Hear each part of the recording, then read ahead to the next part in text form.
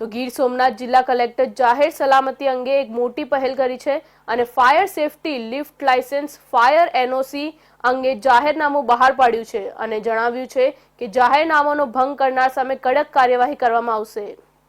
Gir Somnath collector Digvijaysinh જાડેજાએ જાહેરનામું બહાર પાડ્યું છે કે જિલ્લાના તમામ જાહેર અને ખાનગી સ્થળોએ જ્યાં લોકો મોટી સંખ્યામાં ભેગા થાય છે, જેમ કે auditorium, town hall, party plot, cinema ગૃહો પર તકેદારીના પગલાં લેવા જરૂરી છે।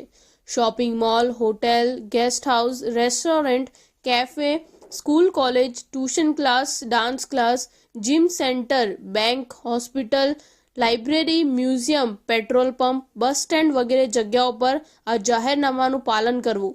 સક્ષમ અધિકારી દ્વારા જારી કરાયેલા ફાયર સેફટી લેઆઉટ પ્રમાણપત્ર, ફોજદારી કાર્યવાહી સંહિતા 1973 યોજનાની કલમ 144 હેઠળ જિલ્લાના તમામ જાહેર સ્થળોએ અગ્નિ સલામતી અંગેના સાઇન બોર્ડ, મકાન વિકાસની પરવાનગી, મકાન ઉપયોગીની પરવાનગી, કામચલાઉ માળખાના કિસ્સામાં માળખાકીય સ્થિરતા પ્રમાણપત્ર, વિદ્યુત પરીક્ષણ પ્રમાણપત્ર, ઉપયોગ માટેનું લાયસન્સ, લિફ્ટનું અને નિયત પેટર્નનું પ્રમાણપત્ર આવશ્યક છે।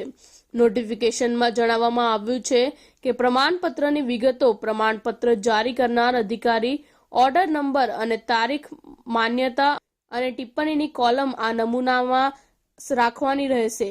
આ પ્રકારના વ્યવસાય સાથે સંકળાયેલા લોકોને સાઇન બોર્ડ લગાવવા માટે સૂચનાની તારીખથી 30 દિવસનો સમય આપવામાં આવે છે।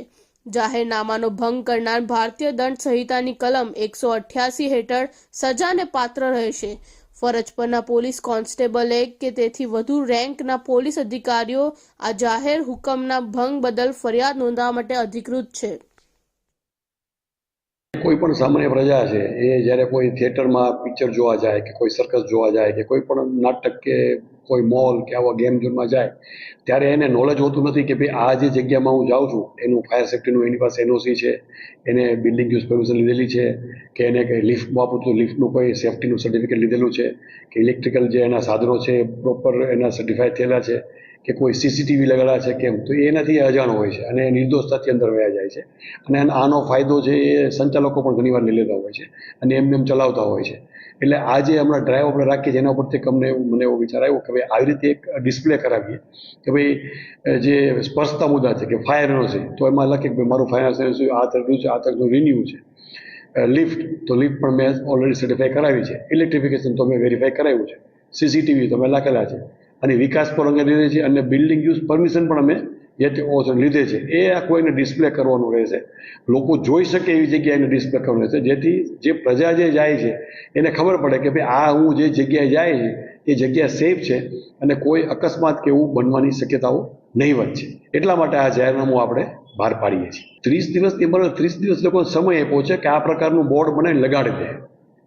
30 દિવસની મર્યાદા એ લોકો માટે છે કે એ લોકો પોતાનો આ જે ડિસ્પ્લે બોર્ડ લગાડી દે। 30 દિવસ પછી અમે ચેકિંગ ચાલુ કરશું અને જે નહીં લગાડ્યું તો આ જે એની 188ની જે એનું એફઆઈઆર દાખલ કરાવશું।